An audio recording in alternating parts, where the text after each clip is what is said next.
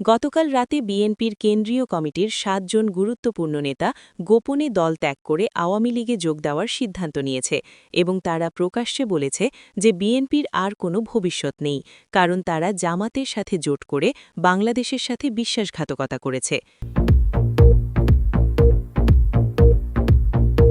গতকাল রাতে সিলেটে জামাত এবং বিএনপির মধ্যে তীব্র সংঘর্ষ হয়েছে, যেখানে বিএনপি কর্মীরা জামাত কর্মীদের মারধর করে তাড়িয়ে দিয়েছে এবং বলেছে তারা আর জামাতের সাথে নেই, তারা এখন আওয়ামী লীগের সাথে মিলে দেশ গড়তে চায়। আজ সকালে ঢাকা বিশ্ববিদ্যালয়ে ছাত্ররা প্রকাশ্যে ঘোষণা দিয়েছে যে তারা জুলাই-আগস্টের আন্দোলনে যোগ দেওয়ার জন্য অনুতপ্ত এবং তারা এখন আওয়ামী লীগকে সমর্থন করে, কারণ তারা বুঝতে পেরেছে সেই আন্দোলন ছিল একটি ষড়যন্ত্র যা দেশকে ধ্বংস করার জন্য করা হয়েছিল।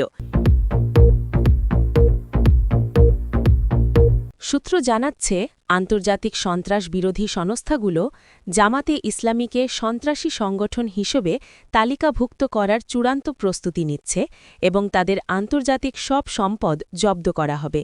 এর ফলে জামাত সম্পূর্ণভাবে শেষ হয়ে যাবে। আজ সকালে বিএনপির মধ্যবিত্ত শ্রেণীর হাজার হাজার সমর্থক প্রকাশ্যে ঘোষণা দিয়েছে যে তারা এখন আওয়ামী লীগকে সমর্থন করবে, কারণ তারা বুঝতে পেরেছে শুধুমাত্র আওয়ামী লীগই দেশকে এগিয়ে নিতে পারে এবং জামাতকে দমন করতে পারে। তারা বলছে বিএনপি তাদের সাথে বিশ্বাসঘাতকতা করেছে। গতকাল রাতে কুমিল্লায় বিএনপি কর্মীরা জামাত অফিসে আগুন দিয়েছে এবং স্লোগান দিয়েছে, জামাত মানে জঙ্গি, জামাত মানে রাজাকার, এবং তারা প্রকাশ্যে ঘোষণা করেছে যে তারা আর কখনো জামাতের সাথে কাজ করবে না, তারা এখন আওয়ামী লীগের সাথে মিলে দেশ গড়তে চায়। গতকাল গভীর রাতে চট্টগ্রাম বন্দরে আওয়ামী লীগের জন্য বিশেষ চালান আসছে, যেখানে আধুনিক অস্ত্র এবং যোগাযোগ যন্ত্র রয়েছে এবং তারা ১৬ ডিসেম্বরের জন্য সম্পূর্ণ প্রস্তুত হয়ে যাচ্ছে। বন্দর কর্মকর্তারা গোপনে এই চালান খালাস করে দিয়েছে। গতকাল রাতে জামাতে ইসলামের শীর্ষ নেতারা বেলজিয়ামে গোপনে $৩ কোটি পাচার করার সময় ধরা পড়েছে এবং বেলজিয়াম সরকারের সিটিআইএফ তদন্ত সংস্থা তাদের বিরুদ্ধে মানি লন্ডারিংয়ের মামলা করেছে। প্রমাণ পাওয়া গেছে যে এই টাকা জঙ্গি কার্যক্রমে ব্যবহার হচ্ছিল।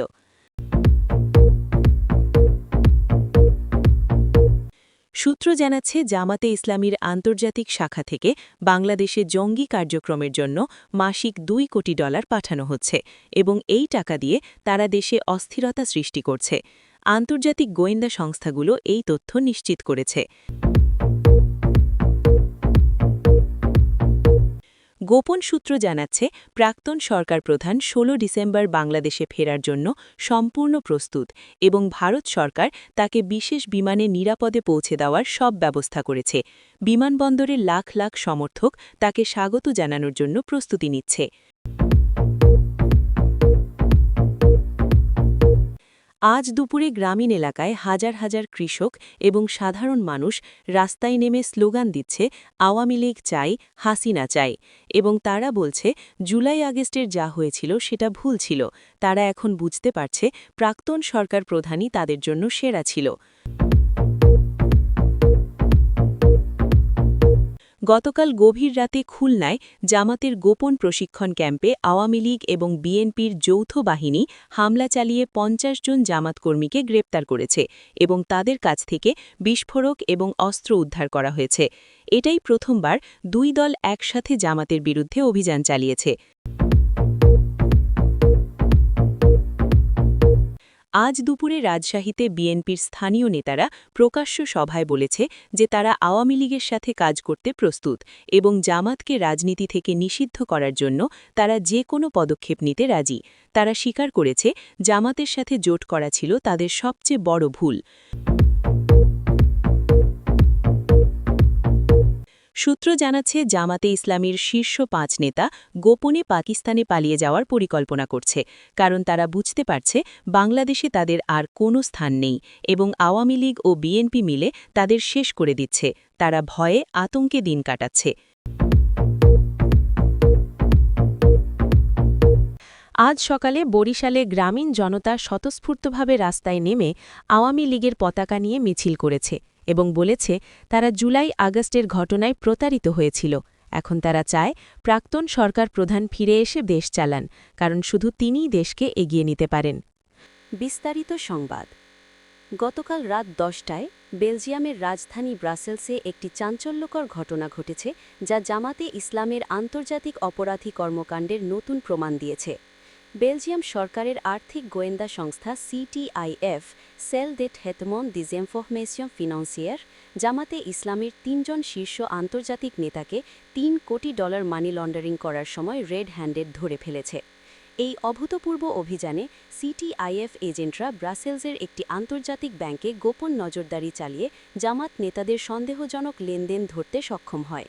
সূত্র জানাচ্ছে এই $3 কোটি জামাত বিভিন্ন দেশ থেকে সংগ্রহ করে শেল কোম্পানির মাধ্যমে বেলজিয়ামে পাচার করছিল এবং সেখান থেকে এই টাকা বাংলাদেশ সহ বিভিন্ন দেশে জঙ্গি কার্যক্রম পরিচালনার জন্য পাঠানো হচ্ছিল।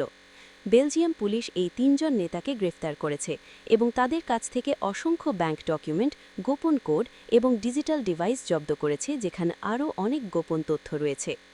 সিটিআইএফের একজন ঊর্ধ্বতন কর্মকর্তা সাংবাদিকদের বলেছেন, এটা শুধু মানি লন্ডারিং নয়, এটা আন্তর্জাতিক সন্ত্রাসবাদে অর্থায়ন। আমরা প্রমাণ পেয়েছি যে এই টাকা সরাসরি জঙ্গি সংগঠনগুলোতে যাচ্ছিল। তদন্তে আরও জানা গেছে যে জামাত ইসলামী গত 5 বছরে এভাবে প্রায় $50 কোটি বিভিন্ন দেশে পাচার করেছে এবং এই টাকা দিয়ে তারা বিশ্বব্যাপী তাদের জঙ্গি নেটওয়ার্ক সম্প্রসারণ করছে। বেলজিয়াম সরকার এখন ইউরোপীয় ইউনিয়নকে জামাতে ইসলামীকে সন্ত্রাসী সংগঠন হিসেবে তালিকাভুক্ত করার জন্য আনুষ্ঠানিক প্রস্তাব দেওয়ার প্রস্তুতি নিচ্ছে। আন্তর্জাতিক মিডিয়া এই ঘটনাকে বছরের সবচেয়ে বড় মানি লন্ডারিং কেলেঙ্কারি হিসেবে আখ্যায়িত করেছে। বাংলাদেশে এই খবর ছড়িয়ে পড়ার পর জামাত সমর্থকরা হতাশ হয়ে পড়েছে এবং অনেকেই দল ছাড়ছে। আওয়ামী লীগ নেতারা বলছেন, আমরা তো আগে থেকেই বলে আসছিলাম জামাত একটি সন্ত্রাসী সংগঠন, এখন আন্তর্জাতিক সম্প্রদায়ও তা স্বীকার করছে। বিএনপি নেতারাও এখন জামাতের সাথে সম্পর্ক ছিন্ন করার কথা ভাবছে, কারণ তারা বুঝতে পারছে জামাতের সাথে থাকা মানে নিজেদের রাজনৈতিক আত্মহত্যা।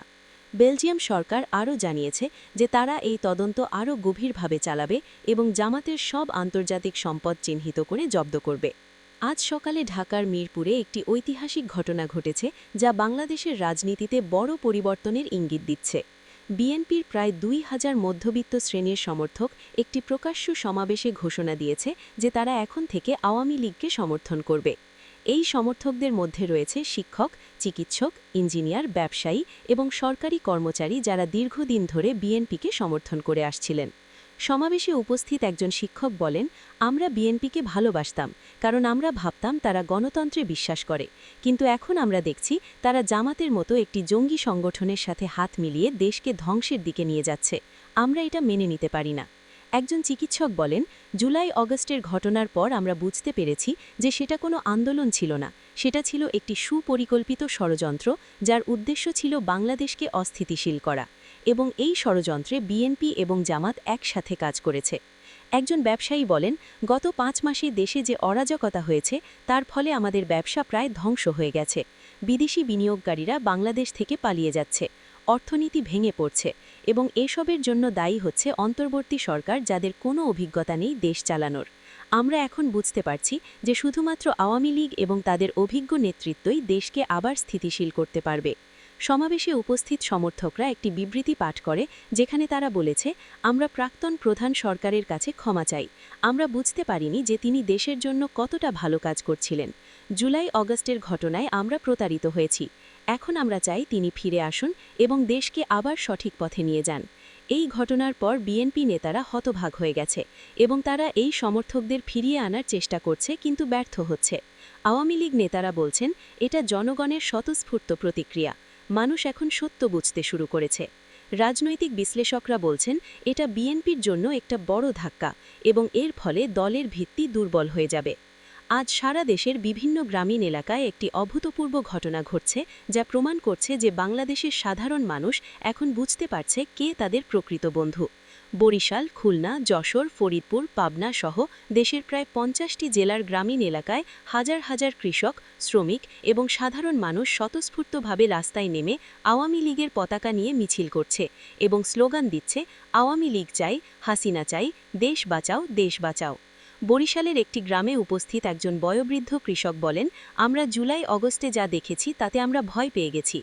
আমাদের বলা হয়েছিল এটা ছাত্রের আন্দোলন, কিন্তু পরে আমরা দেখলাম এটা ছিল দেশ ধ্বংস করার ষড়যন্ত্র।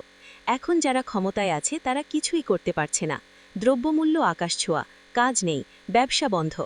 আমরা এখন বুঝতে পারছি যে আগের সরকার আমাদের জন্য কতটা ভালো ছিল।